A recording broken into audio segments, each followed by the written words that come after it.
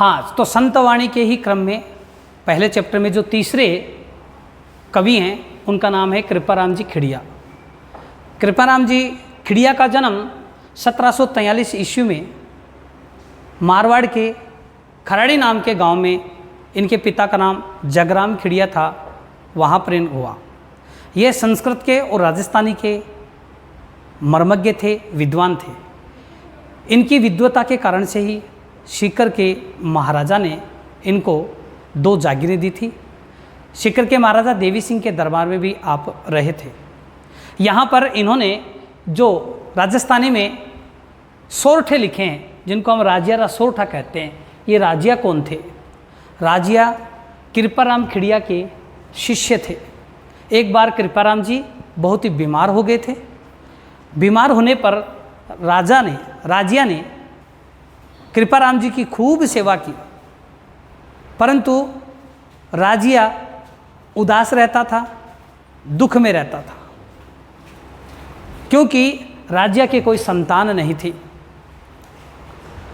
कृपाराम जी ने राजिया का दुख देखा नहीं गया और उसको हमेशा के लिए अमर कर देने के लिए उसके नाम से ही सोरठों की रचना की, जो राजियारा सोरठा के नाम से प्रसिद्ध हुआ। इस राजियारा सोरठा ने कृपाराम खिड़िया से भी राजिया को अधिक लोकप्रिय बना दिया। जितना कृपाराम जी खिड़िया को कोई लोग नहीं जानते हैं, उससे कहीं ज़्यादा राजिया को लोग जानते हैं। तो आइए आज हम राजियारा सोरठा जो 12वीं के अपने सिलेबस में हैं उनको पढ़ेंगे, उनकी व्याख्या करेंगे। क्या लिखते हैं देखिए।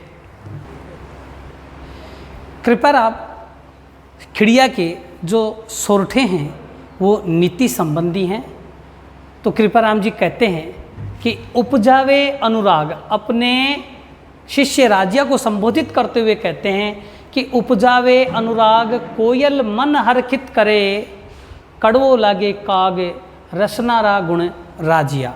उपजावे का मतलब है उत्पन्न करना, अनुराग यानी प्रेम, कोयल मन को हरखित प्रसन्न करना करती है। हे राजिया, कोयल सभी के मन को प्रसन्न करती है और सबके हृदय के अंदर प्रेम पैदा कर देती है, अनुराग उत्पन्न कर देती है।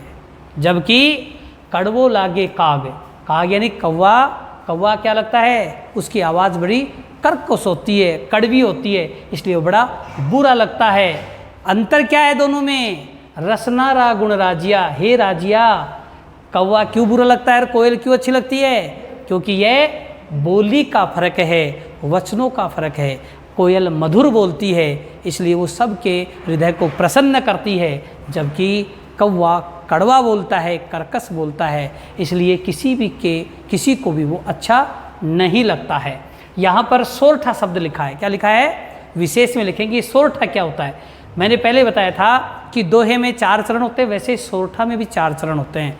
यहाँ पर है उपजावे अनुराग, कोयल मन हरखित करे, ये इसका पहला चरण है, ये इसका तीसरा चरण है। हमने दोहे में देखा था कि इसके पहले चरण में 13 मात्राएं होती थी, लेकिन यहाँ पर कितनी हैं? 11 मात्राएं हैं।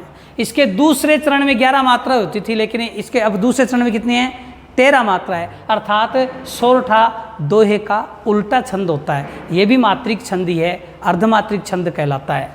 उपजावे अनुराग में 11 मात्रा है, कोयल मन हरखित करे इसमें 13 मात्रा है, कड़वो लागे काग इसमें भी 11 मात्रा है। एक बात और है कि इसमें विषम जो चरण है उसमें तुकांत मिलता है, अनुराग काग। यहाँ देखो दोनों में आग आग दोनों में आ रहा है, यानी तुकांत यहाँ पर किसमें मिला है? विषम चरण में। जबकि दोहे में सम चरण में क्या मिलता है? तुकांत मिलता है। इसके सम चरणों में तुकांत नहीं मिलता। तो ये हमको विशेष में लिखना है। किस में लिखना है? विशेष में। दूसरे में लिखते हैं कि काली घनी कुरूप कस्तूरी कांटा तुले, शक्कर बड़ी स्वरूप रोड़ा तुले राजिया। यहाँ पर कवि ने गुणों को महत्व दिया है कि हे मनुष्य, गुणों का ही जीवन में महत्व होता है, सुंदरता के या कुरूपता का महत्व नहीं होता। क्या कहते हैं कि कस्तूरी क्या होती है? बड़ी ही काली होती है। क्या होती है? काली होती है, कुरूप होती है, लेकिन इतनी महंगी होती है कि उसको कांटे से तोल कर दिया जाता है, जैसे सोने और चांदी को तोल कर दिया जाता है, उतनी ही महंगी होती है, मूल्यवान होती है। शक्कर बड़ी स्वरूप, जबकि शक्कर क्या होती है? बड़ी ही सुंदर होती है, सफ़ेद रंग की होती है, लेकिन फिर भी उसे कांटों से नहीं, रोड़ा तुले राजिया, हे राजिया, उसे पत्थरों से तोलकर बेचा जाता है, अर्थात उसका मूल्य कम होता है। अर्थात काला होना, कुरूप होना व्यक्ति के गुणों का प्रतीक नहीं है। व्यक्ति के अंदर जो गुण हैं उसके अनुसार ही उसे समाज में आदर मिलता है, उसका महत्व समाज में होता है। अत्यधिक सुंदरता से और रंग गौर वर्ण होने से कुछ नहीं होता, यदि उसमें गुण नहीं हैं तो उसे समाज में महत्वहीन कोई पद प्रतिष्ठा नहीं मिलने वाली है। तो संसार में किसका है? गुणों का महत्व है। अगले दोहे में कहते हैं, अगले सोरठे में कहते हैं, डूंगर जड़ती लाय जोवे सारो ही जगत, पर जड़ती निज पाए रति न सूझे राजिया।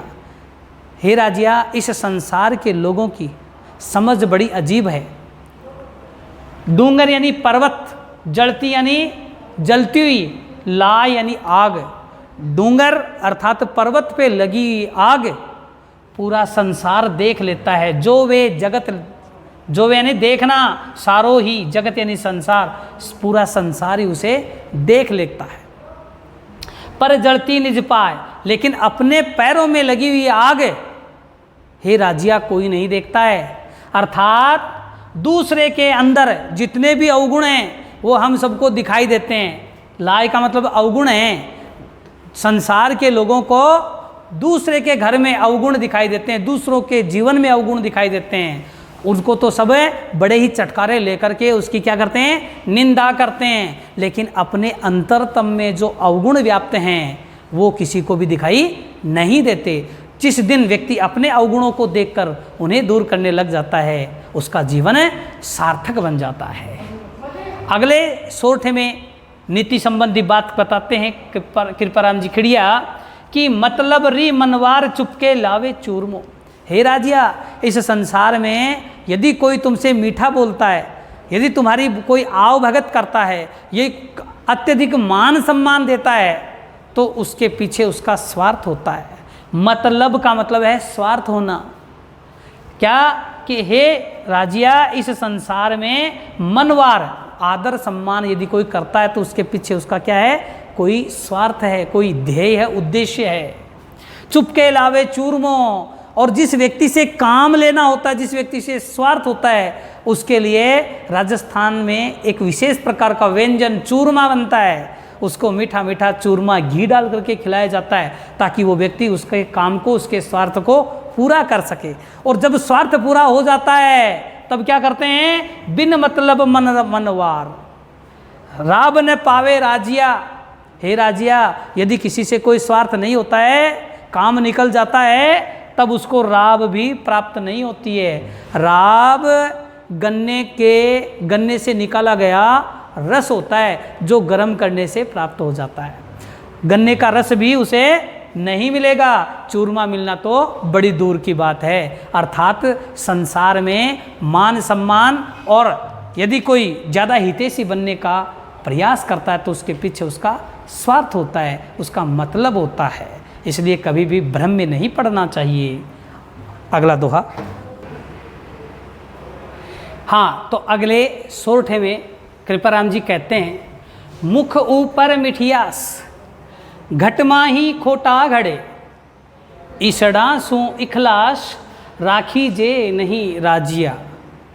मुख ऊपर अर्थात हमारे सामने, मिठियास मधुर बोलते हैं, विनम्रता से बोलते हैं, मीठे मीठे बोलते हैं। घट मन, माही में, घट में खोटा घड़े, खोटा बुरी बुरी बातें सोचते हैं, हमारा अहित सोचते हैं। मुख पर हमारे सामने तो क्या करते हैं? मीठी मीठी बातें करते हैं, और मन ही मन में क्या करते हैं? हमारे अहित की, हमें हानि पहुंचाने के षड्यंत्र रचते रहते हैं। ईशड़ा सु इखलास, ऐसे लोगों से, ईशड़ा सु ऐसे लोगों से इखलास, अपनापन, लगाव, ऐसे लोगों से लगाव, प्रेम, अपनापन राखीजे नहीं राजिया। हे राजिया, ऐसे लोगों से मेलजोल मत रखना जो सामने से तुम्हारी प्रशंसा करते हैं और पीछे से तुम्हारे विरुद्ध में षड्यंत्र रचते रहते हैं। ऐसे लोगों से दूर ही रहना। अगले सोठे में कहते हैं कि साचो मित्र सचेत, कयो काम न करे किसो। सच्चे मित्र की विशेषता बताइए कृपाराम जी ने कि सच्चा मित्र वो होता है जिसको हम किसी भी काम के लिए कह दें तो वो मना नहीं करता। उदाहरण ले लेते हैं, हमारे घर में अपनी बहन की शादी है, हम अपने कई मित्रों को लेकर जाते हैं, हमारे बहन की शादी है, भाई मित्र पहुंचते हैं और वहाँ पर मान लीजिए पत्तल धोने उठाने वाला, सफाई करने वाला नाराज़ होकर, रुष्ट होकर के भाग गया। हम अपने मित्रों को कहते हैं कि हमारा उत्सव अच्छा बन जाए, ये हमारा कार्यक्रम सफल हो, इसलिए चलिए हम इस काम को करते हैं। तो आपका जो सच्चा मित्र होगा बिना कहीं क्या करेगा, पत्तल धोने उठा लेगा, साफ सफाई में लग जाएगा। वो ये नहीं सोचेगा कि मैं तो यहाँ मेहमान बन के आया हूँ, क्योंकि वो सच्चा मित्र है। लेकिन जो कहेगा नहीं ये हमारा काम है क्या, इसका अर्थ ये हुआ कि बुरे वक्त में वो हमारा साथ नहीं दे रहा है, वो सच्चा मित्र नहीं है। तो इसलिए कहो काम न करे किसो, ऐसा कौन सा काम है जो हम अपने मित्र को कह दें वो उसे पूरा नहीं करें। उन्होंने क्या दिया, दृष्टांत दिया है। यहाँ पर उदाहरण अलंकार नहीं है, दृष्टांत है। हरि अर्जुन रे हेत, हरि कौन है, भगवान श्री कृष्ण। अर्जुन, अर्जुन के हेत, प्रेम के कारण से, क्योंकि कौन थे, अर्जुन और भगवान श्री कृष्ण आपस में मित्र थे, सखा थे। और भगवान श्री कृष्ण द्वारिकाधीश थे, इतने बड़े राजा थे, लेकिन फिर भी क्योंकि अर्जुन से मित्रता थी इसलिए क्या स्वीकार किया, रथ कर हाँक्यो राजिया। अपने ही हाथों से भगवान श्री कृष्ण ने महाभारत के युद्ध में अर्जुन के रथ को हाँका था, उनके सारथी बन गए थे। अर्थात जब अपना मित्र मुसीबत में है तो उस समय सच्चा मित्र वो होता है कि उसको मुसीबत से, उसमें हर समस्या में उसका साथ दे। यहाँ पर इस दृष्टांत से सच्चे मित्र की व्याख्या की गई है। अब अपना वर्तमान का जो समय चल रहा है वो किसका है, हिम्मत का है। जिस व्यक्ति के अंदर हिम्मत है वो व्यक्ति जीवन में सफल हो जाता है, और जो व्यक्ति जीवन में हिम्मत, साहस छोड़ देता है वो कभी जीवन में सफल नहीं हो पाता है। संसाधन अपने आप जुड़ते चले जाते हैं, व्यक्ति को साहसी होना चाहिए। इसी भाव को व्यक्त करने के लिए कृपाराम जी खिड़िया ने यह सोरठा रचा कि हिम्मत कीमत होय, बिन हिम्मत कीमत नहीं। हे राजिया, इस जीवन में जिस व्यक्ति के हिम्मत है, साहस है, उसी के समाज में उसी का मूल्य है। बिना हिम्मत के उसके संसार में, समाज में कोई उसकी कीमत नहीं है, कोई उसका मूल्य नहीं है, कोई उसको महत्व नहीं देता है। करे न आदर कोई, जिसके पास में हिम्मत नहीं है, साहस नहीं है, आगे बढ़ करके रिस्क, खतरा मोल लेने का साहस नहीं है, ऐसे व्यक्ति का लोग संसार में आदर नहीं करते, मान सम्मान नहीं करते। उसका जीवन कैसा हो जाता है, रद्दी कागज की तरह जाता है, व्यर्थ कागज की तरह हो जाता है। रद्दी कागज को काम में लेने के बाद में क्या करते हैं, हमें फेंक देते हैं। ऐसा ही व्यक्ति क्या हो जाता है, संसार में अनादर का पात्र बन जाता है। उसे संसार में समाज के लोग महत्व नहीं देते हैं। इसलिए समाज में यदि आप अपनी प्रतिष्ठा बनाए रखना चाहते हो, समाज में अपना महत्व बनाए रखना चाहते हो, तो कृपाराम खिड़िया की इस नीति को, इस आज्ञा को, इस सलाह को आपको मानना चाहिए कि जीवन में हिम्मत से ही जीवन का मूल्य बढ़ता है, अन्यथा वो रद्दी कागज की तरह हो जाता है। आज का चैप्टर संतवाणी आज कंप्लीट होता है। धन्यवाद।